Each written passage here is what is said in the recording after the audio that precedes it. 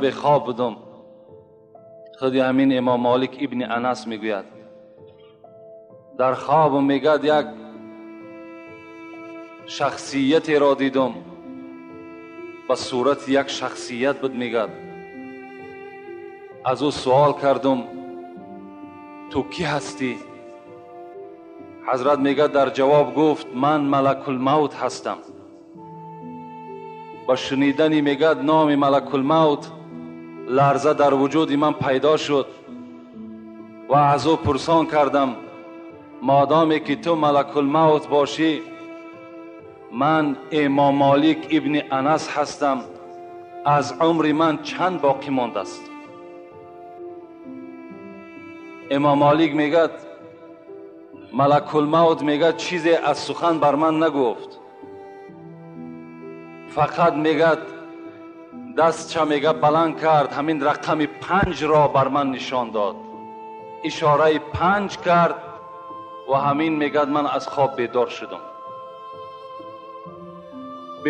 میگد در تعجب ماندم این اشاره ملک الموتی که بر 5 اشاره کرد، این 5 روز باشد، این 5 هفته باشد، این 5 ماه باشد، این 5 سال باشد.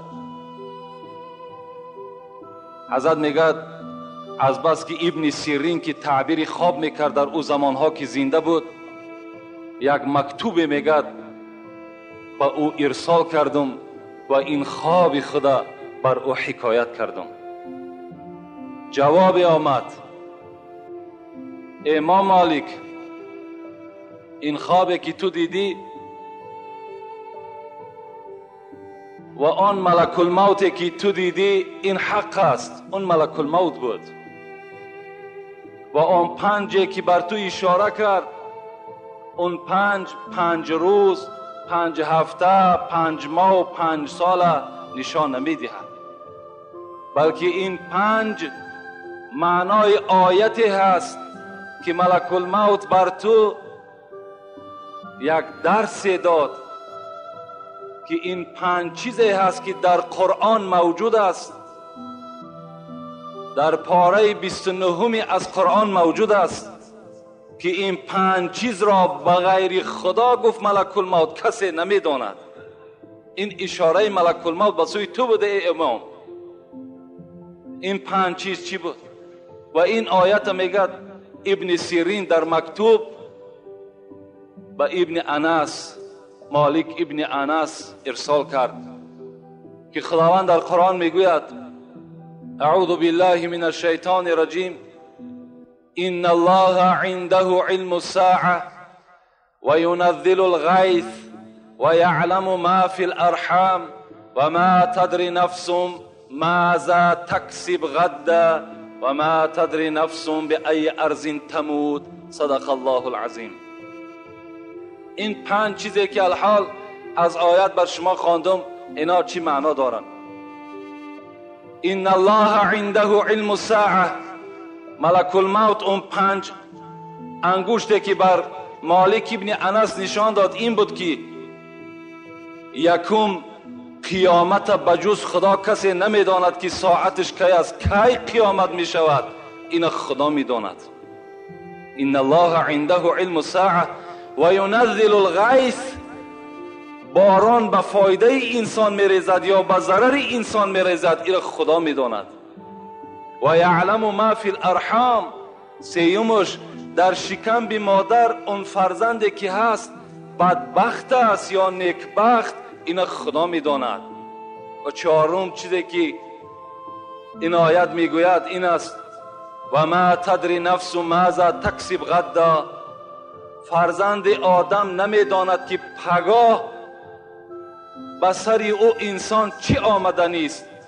او انسان در مصیبت میزند یا در خرسندی، در قید حیات است یا در قید ممات، این خدا میداند. 5م چیزی که این آیت دلالتی میکند این است و ما تدری نفس بأی ارض تموت، فرزند آدم نمیداند که در کدام سرزمین جان او قبض کرده می شود. این 5 چیزی بود ملک الموت و مالک ابن انس اشاره کردند. مقصد من از این قصه و از این آیه چی هست؟ پدرای عزتمند، برادرانی که همه ما و شما را مرگ انتظار است، در گریبان همه ما و شما کشال است، آویزان است. فقط منتظر است که کدام وقت از جانب خدا امر می شود که قبض کن، همینش انتظاری است. و ما و شما نمیدانیم که آیا تا فردا زنده هستیم یا نه. ما و شما نمیدانیم که تا جمعه دیگر در این مکانی که ما و شما نشسته هستیم اینجا دا کی میشیند؟ آیا من میشینم یا شخص دیگر میشیند؟ آیا زنده هستم یا نه؟ این را خدا میداند. از این خاطر این عمری که سرمایه عمر حیات ما و شماست، اینا به قدرش برسیم. چندین غم مال و حسرت دنیا چیست؟ عمر خیام میگوید چندین غم مال و حسرت دنیا چیست؟ هرگیز دیدی کسی که جاوید بزیست. این چند نفس در تن تو عاریتی است، با عاریتی باید زیست. این نفس هایی که در وجود شماست، میگد عمر خیام، اینا عاریت هستند. عاریت چی رو میگن؟ من یک همسایه را یک بیل است، یک تبر است میتم و بر اون مهلت میتم که فردا بیل یا تبری مرا پس بگردان. این عاریت میگویند. یعنی این جانی که در وجود ما و شماست، این را خداوند عاریت داده است که فردا من میگیرمش، این ابدی در بدن تو نمیستد. از این خاطر چندین غم مال و حسرت دنیا چیست؟ چرا ما و شما غم دنیا ما میخوریم، غم فرزند میخوریم، از سحر بیدار میشیم غم پول، غم مثال استراحت معیشت ما میخوریم، لکن غم حیاتی که ساعتش رفته است غمی را نمیخوریم. ما نمیدانیم که این امیدی که سحر کردیم برای دسترس کردن مال دنیا، آیا اون مال به دست ما میرسد یا نه، ایش غمش نمیخوریم. بیا خدا رحمت کنه سعدی را، بیا ای که عمرت به 70 رفت، مگر خفته بودی که برباد رفت. ای انسانی که عمرت به 20 به 30 تا 70 رسیده است، بیدار شو، میگد که برباد رفتی سی، ساعتهای تو همه به غفلت گذشتی سی. زی 50 دیرم 5 اگر کم شود، دلت ریشی سر پنجه غم شود. چو 50 سالت برون شد زی دست، غنیمت شمر 5 روزی که هست. از 50 سومت 5 سومش کم شود، تلخ کف میشه که میگد در اندوه میغلطی، غمگین میشه که 5 سومی من از دست من رفت. این 50 سال عمر رفته است، این دیگر بر پول خریدن میشود و این را بازگشت هم ندارد. برای دل تو نمی سوزد، برای بیهوده رفتن این دل تو نمی سوزد. اگر مرده مسکین زبان داشتی، حضرت در آخر میگوید اگر مرده مسکین زبان داشتی، با فریاد و زاری فیغان داشتی.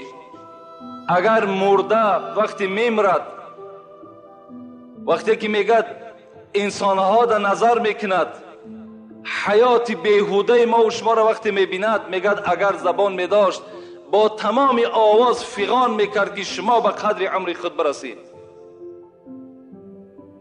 لیکن صد افسوس که دیگر عمر ما و شما عمر دوباره نیست. اینا فراموش نکنین. خدا در قرآن ما و شما را تذکر میدهد ولا یؤخر الله نفسا اذا جاء اجلها والله خبیر بما تعملون. وقتی بنده میگوید خدایا مرا یک بار دیگر زنده بگردان، مرا کم تر دیگر مهلت عمر ما دراز کن، من بنده صالح میشم، من بر یاد تو میشم، من در فکر تو میشم. لیکن خدا چی میگه؟ ولا یؤخر الله نفسا اذا جاء اجلها. خدا میگه هرگز ای بنده دیگر بازگشت برای تو نیست. هر وقتا اجل تو بالای تو آمد دیگر بازگشت نداری. والله خبیر بما تعملون. خدا میدانست که تو کدام عمل در دنیا انجام میدی. دیگر این بازگشتی تو، افسوسی تو در دنیا بر تو فایده داشت، در اینجا دیگر بازگشت و افسوس کاری ندارد دیگر.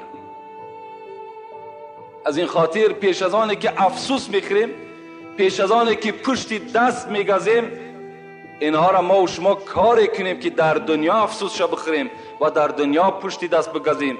برای چی مثال امروز از من نمازی با جماعت ترک شد؟ برای چی امروز حق بندگی خدا را من نکردم؟ اینا را ما و شما در دنیا افسوس شو بخوریم، نه در قیامت و نه در گور.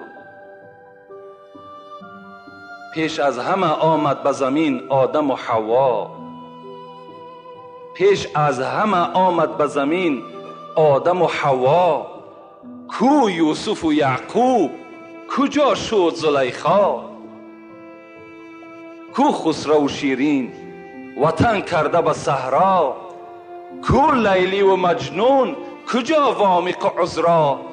از جور فلک چاکی گریبان همه رفتند. البته همه رفتند و ما و شما در نوبت ایستادگی هستیم. از این خاطر فراموش نکنیم چگونه ای که رسول اکرم هر روز در یاد مرگ بدن، ما و شما در یاد مرگ بسیارتر باشیم.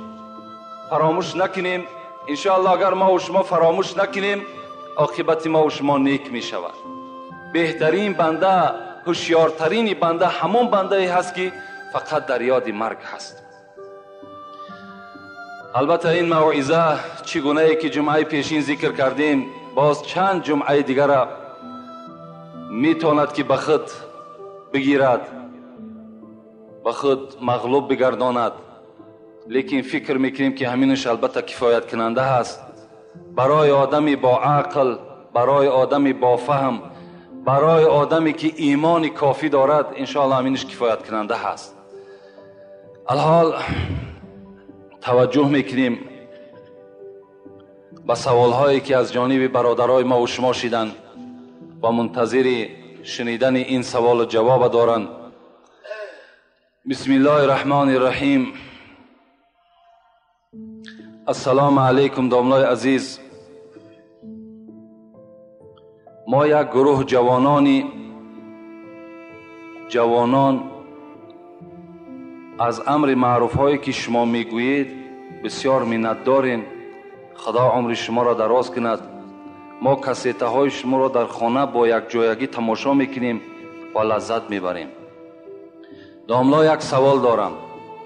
در محله ما یک شخص است. ما وقتی که از شما و امر معروف به او میرسانیم، او علم دنیا دارد، میگوید همه این افسانه است و صلی الله علیه و سلم را تحقیر میکند. آیا ما او را دشنام دهیم یا نه؟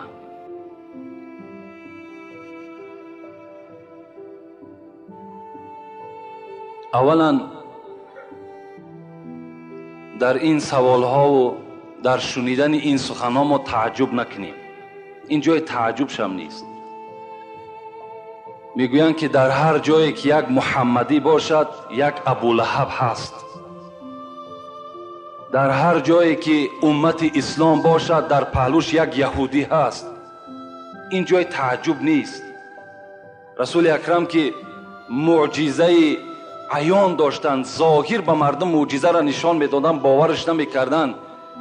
امروز ای که کور است، علم دنیا ندارد. اگر علم دنیا می داشت او به قدر اسلام و به قدر رسول اکرم می رسید. لیکن در علم دنیاش هم نقص است. علم دنیادار بسیار است. ما طرفدار همو بندگان هستیم که علم دنیا دارند و علم آخرت دارند. ما علم دنیا را تحقیر نمی کنیم.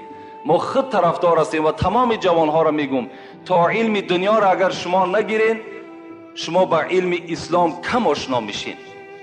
اول انسان باید علم دنیا را پخته بگیرد، بعداً البته چی در برابر این با علم اسلام چنگ بزند.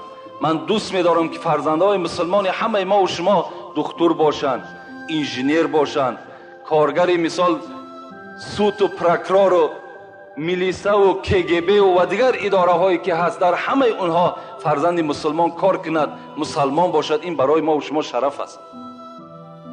لیکن این برادری که با او از امر معروف و نهی منکر میرساند. البته من بر شما یک بار درباره امر معروف و نهی از منکر گفته بودم که شما امر معروف و نهی از منکر در پیش هر آدم ضایع نکنید. خبر از علم دین کن اهل دین را، مکاری تخم هر شوره زمین را. بداند تشنه قدر کاسه آب، نداند کور قدر نور مهتاب. آخه از علم امر معروف و نهی منکر کسی را خبر بدین که او بر اسلام آشنا باشد، او دوستدار پیغمبر باشد، او تشنه باشد. کور، آدم کور قدر نور مهتاب از کجا میداند؟ و اونها شما هیچ وقت امر معروف و نهی از منکر نکنین تا وقتی که خدا اگر او را هدایت نکند. لیکن در مسئله دشنام دادن او من بر شما یک حدیثی میگم. رسول اکرم میگوید اذا رأیتم المتواضعین فتوضعوا لهم و اذا رأیتم المتکبرین فتکبروا علیهم. وقتی که شما میبینین یک انسانی که خیلی تواضع دارد، خیلی شکستگی دارد، خیلی شما را احترام میکند، شما هم گفت پیغمبر او را احترام کنید، شما هم او را اعزاز کنید، شما هم او را عزت ببخشین، شما با او گپ‌های خوب بگین. لیکن وقتی میبینین یک آدم تکبری که قرآن شما را دشنام میتد، یک آدم تکبری را میبینین که پیغمبر شما را دشنام میتد، داملای شما را دشنام میتد، مسجد شما را دشنام میتد، شما بی‌واسطه او را دشنام بتین. اون تکبری او ای چی تکبری است؟ با چی تکبری میکند؟ صد افسوس که او کس چنگ بر کتابای اسلامی نزده است تا که ببیند که اسلام چگونه یک دین مهربان است، یک دینی است که سر به سر نصیحت دارد. رسول اکرم من یک روز در اینجا در باب تکبریش روزی چهارشنبه بود و الله اعلم بعدای عصر ما با مردم دائم صحبت داریم. یک نرمی حضرت بگم. حضرت آفتاب هم این دنیا بدن، آفتاب او دنیا هم هستند. حضرت خداوند در قرآن چنان مدح کرده است، چنان تعریف کرده است، دیگر زبان ما لال است. روز میگد یک جنگ باید آماده میشد. سرلشکر این جنگ رسول اکرم بود. پیش از آنی که محاربه را با این مثل این دشمن خدا وقتی که اگر سر میکرد، میگد صفها را راست میکرد پیغمبر، صفها را راست میکردن. برای همین است که ما دائم تاکید میکنیم صفهای شما راست باشد. صف اگر راست باشد دل همه ما و شما راست میشود. رسول اکرم صفها را راست کردند و در دست میگه یک تیاقی داشتند که با او تیاق میگد هر آدم میگد پس میکرد پیش میکرد، پیش ایست پس ایست گفته با همون تیاق میگد راهنمایی میکرد. و ناگاه میگد یک صحابه، یک آدمی عادیه میگد از بین میگد با آواز بلند کرد گفت پیغمبری خدا تو در شکم من گفت با اون چوبی که در دست داری در شکم من زدی، شکم من آزار یافت. رسول اکرم گفت چیکار کنم؟ گفت من هم میخواهم که همون چوبی دست در داری، همون چوبی که در دست داری با همون چوبی تو در شکم بی تو بزنم. رسول اکرم بین آدمی که خداوند میگد ان الذين يبايعونك انما يبايعون الله. کسی که محمد پیرو می شود، کسی که در محمد بیعت میکند همچنان است که بیعتی در خدا کرده است. هم تزاد تیاق میگد همون چوب در دست همون صحابه داد که میگد از هر جانب آواز شد، ابوبکر از یک جانب، عمر از یک جانب، ای دوست خدا این کار نکن، این پیغمبر است. لیکن رسول اکرم باشد چی میگفت؟ میگفت در نزد خدا همه ما یک هستیم. و چوبه میگه دراز کرد بر این صحابه و گفت که قصد خودت بگیر. میگه اون صحابه چی گفت؟ گفت در حالتی که چوبه به جانب من دراز کرده پیغمبر، این شکم بی من لیچ بود، شکم بیخته لیچ کن. رسول اکرم میگه شکمش لیچ کردن و این چوبه میگه این صحابه گرفت. همه منتظر است که چوب در شکم پیغمبر زده می شود، لیکن این صحابه پیغمبر مطلبش دیگر چیز بود. میگه بزانو زد و چهره خودش میگه در شکم پیغمبر خدا میمالید و بوسه میکرد و گفت که پیغمبر خدا من این شب خواب دیدم که در این جهاد من به شهادت میرسم. از این خاطر من خواستم که آخران ملاقات من بر تو همین خیل صورت بگیرد و این چهره‌ای که در شکم تو من میمالم میدانم که این چهره را دیگر آتش دوزخ کار ندارد. از این خاطر من این عمل بر تو کردم. مطلب ما چی است؟ مطلب ما این است که یک عادی ترین عسکری پیغمبری خدا قصد از پیغمبری خدا میگیرد، لیکن پیغمبری خدا بر او تیار است. تیار است که عادی ترین عسکری و عادی ترین امتی او از رسول اکرم چیکار کند؟ قصد بگیرد. یعنی رسول اکرم تکبری نداشتند. از این خاطر هر کسی که در کجایی که اگر از مردم ما و شما در پهلوی ما و شما قرآن دشنا میتد، پیغمبر دشنا میتد، ما هم حق داریم که او را چی دشنا میتد در جوابش دشنام بتیم. احترام نسبت آدمی خوب میکنیم. ما خداوند در قرآن چی میگه؟ واغلظ علیهم. محمد دیگر بر این کافرها تو دیگر گپی نرم نگو، با درشتی با همراه اونها صحبت کن.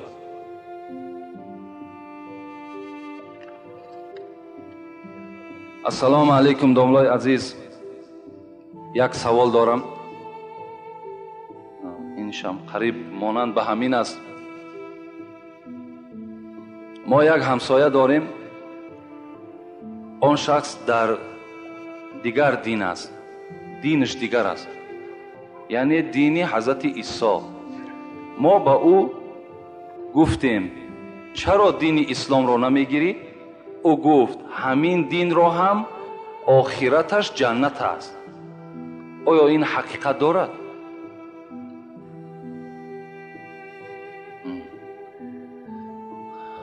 این برادر سوال میکند که در همسایگی یک همسایه‌ای داریم که در دین حضرت عیسی هست. با او وقتی که تکلیف میکنیم که چرا دین اسلام قبول نمیکنیم، میگد عاقبت همین دین عیسی هم جنت است. فرقش چی؟ مطلب همین است.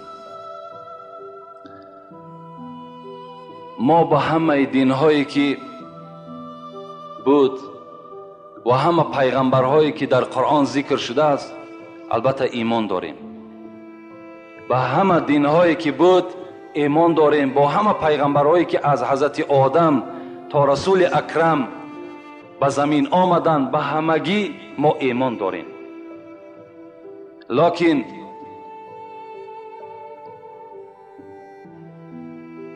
امروز قرآن در روی زمین است و رسول اکرم آخران پیغمبری هست که در روی زمین فر آمدن و دیگر بعد این پیغمبر نمی شود. ما هم یک جای تعجبش است، یک جای افسوسش است، چرا که ما ایمانی بر همه دینها و همه پیغمبرها داریم، لیکن پیروان عیسی و پیروان انجیل عیسی چرا که رسول اکرم تصدیق نمیکنن با پیغمبریش و چرا قرآن کتاب خدا نمیشمارن؟ این برادری که گفته است عاقبت دین عیسی هم جنت است، این 100% غلط گفته است. زیرا که قرآن چی میگد؟ اعوذ بالله من الشیطان الرجیم ان الدین عند الله الاسلام. با درستی این که خدای ما و شما میگوید همان خدایی که انجیل روان کرد، همان خدایی که عیسی را روان کرد، همان خدایی که موسی را خلق کرد، همان خدا چی میگد؟ با درستی این که نزد من دینی که نجات دارد این اسلام است. فقط اسلام دینی شناخته شده است. دیگر دینها را خداوند نام نگرفت، بلکه چی گفت؟ بلکه خداوند بر ما و شما میگد واعتصموا بحبل الله جمیعا ولا تفرقوا. خدا در قرآن میگوید ای تمام مردمی که در دین موسی هستین، در دین عیسی هستین، یا در دین زردشت که دین زردشت کو کلا باطل است، اگرچه باشه ما ایمان داریم، اگر در قرآن باشد، اگر در صف هم پیغمبرها باشد ما با او ایمان داریم، لکن باوری دارم که این هم یک دین باطل است. خدا خطاب میکند همه شما واعتصموا بحبل الله، شما امروز با چنگ با ریسمان قرآن بزنین، ولا تفرقوا، دیگر در دیگر دینها داخل نشین. مراجعت خدا بر ما و شما همین است. در دیگر جای قرآن سوره آل عمران چی میگوید خدا؟ و ما یبتغی غیر اسلام دینا فلن یقبل منه و هو فی الاخرة من الخاسرین. اینا ما از او شخص او دین را هرگز قبول نمیکنم. لن معنای هرگز میتد، هرگز قبول نمیکنم. و هو فی الاخرة من الخاسرین، و مکافات آدمی که در غیر دین اسلام است این زیان در حق جان خود کرده است و او در قیامت نصیب جنت نمی شود. بین از کجا؟ اگرچه امروز حمله های این دین های بیگانه در مردم ما و شما بسیار است، ما و شما احتیاط کنیم. تشنه میمانیم. به خدا قسمی تشنگی ما و شما تشنگی دوره صحابه پیغمبر نیست. اذیت میکشیم، مشقت میبریم، تمام فتنه ها را بالای سر قبول میکنیم، لکن پیروی پیغمبر را از دست نتین و الا شما زیانکار در آخرت میشین. من بر شما همین قدر خاتمه گپ دارم. این بهترین دین است، این بهترین پیروی هست.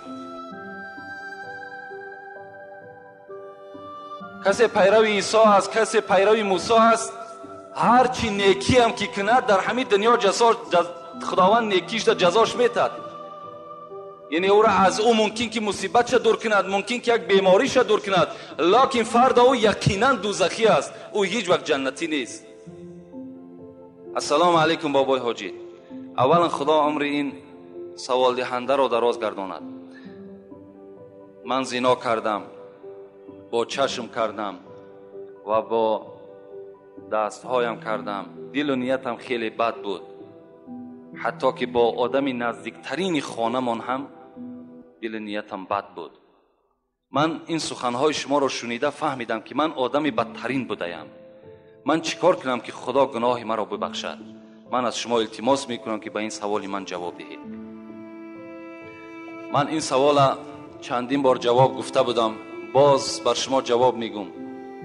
کدام شما جوانهای عزیز اگر زنا کرده باشین و کدام طریقه نباشد، خواه به چشم، خواه به دست، خواه به بدن، اگر شما در بین عرق نوشی کرده باشین، اگر شما در بین دلازاری کرده باشین، اگر شما در بین بینمازی کردین، امروز که شما به درگاه الهی نزدیک شدید، شما توبه صدقاً که کردید، خداوند همه گناه شما را مغفرت کردگی هست.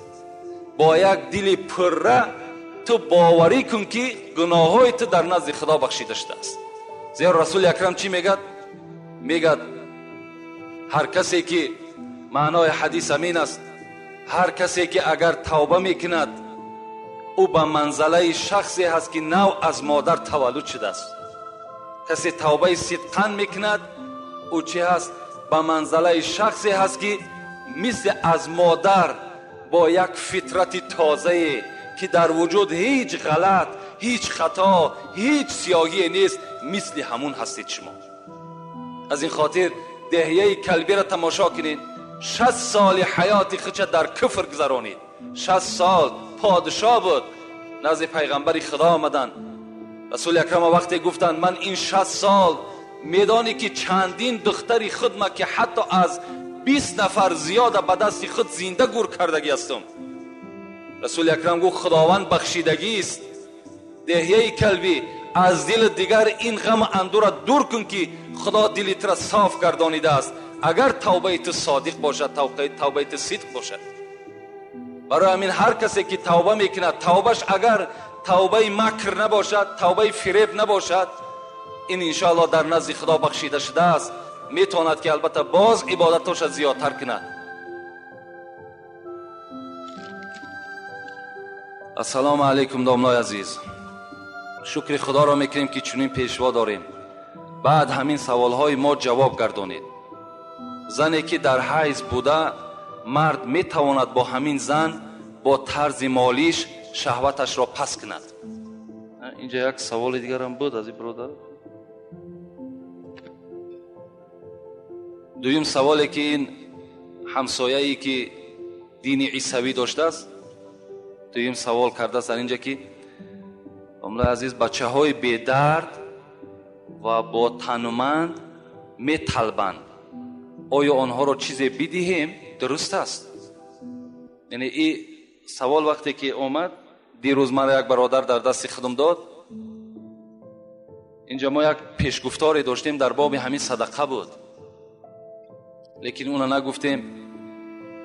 البته آن جوانهایی که به تنومند هستند، جوانهایی که بی درد هستند، جوانهایی که هیچ نقص ندارند، از همه بهتر همین است که این کسب طلبندگی کسب نیست. پیغمبر خدا میگه این المسئله لا تحیلو، طلبیدن حلال نیست. با طلبیدن کسی که میخرد زندگی خچه پیش میبرد، او خوردگی او شخص حرام است بر بدن او. رسول الله میگه لو تعلمون ما فی المسئله، اگر شما بدانید که همین طلبیدن چی هست، ما مشى احد الى احد یسأله شیئا، شما هیچگاه به سوی یک برادر مؤمن یک قدم پیش نمیزنید برای طلبیدن، وقتی شما بدانید که طلبیدن چی یک کاری عار است، چی یک کاری پست است. از این خاطر هیچ وقت جوانها به طلبیدن باید که راه ندهند. البته زیب طلبیدن همون کسی دارد که یا اعضای درست ندارد، یا موی سفیدی هست که تماما برجا مانده هست، دیگر هیچ قوتی کاری ندارد. ما میتونیم یا یک روزه فقط در خانهش ندارد، گفتی پیغمبر، اونا را میتونیم که ما دست درازی کنیم. لیکن این بچه هایی که جوان هستند، اینا را باید وقتی در یک آنجا تعلیمشان است، خواندنشان است، یک کسب یاد گرفتن است. این طلبیدن در وجود انسان البته آموخت می شود، به همین دیگر هیچ کار به ذمه نمیگیرد، به همین طلبیدن روزی خودش پیش میبرد. از این خاطر مادامی که خیلی نزد دروازه ما و شما آمدن، چگونه که خدا در سوره والضحی میگوید و اما السائل فلا تنهر، شما وقتی که طلبنده نزد دروازه شما آمد، شما به طلبنده با آواز بلند گپ نزنید، بلکه چیزی که داریم بر او عطا کنید. یعنی میلش عطا میکنیم از نزد در او کس ما ناامید روان نمیکنیم، لیکن طلبیدن این حلال نیست.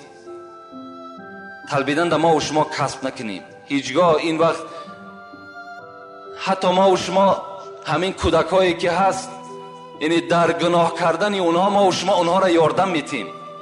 برای همین اون جوانهایش که یعنی کسب همین طلبندگی را پیشه کردن، ما و شما اونها را البته دست رازی نکنیم، لیکن اونش که نزد دروازه ما و شما میاد، اونش خیلی بی نصیب نگذاریم، بهتر است.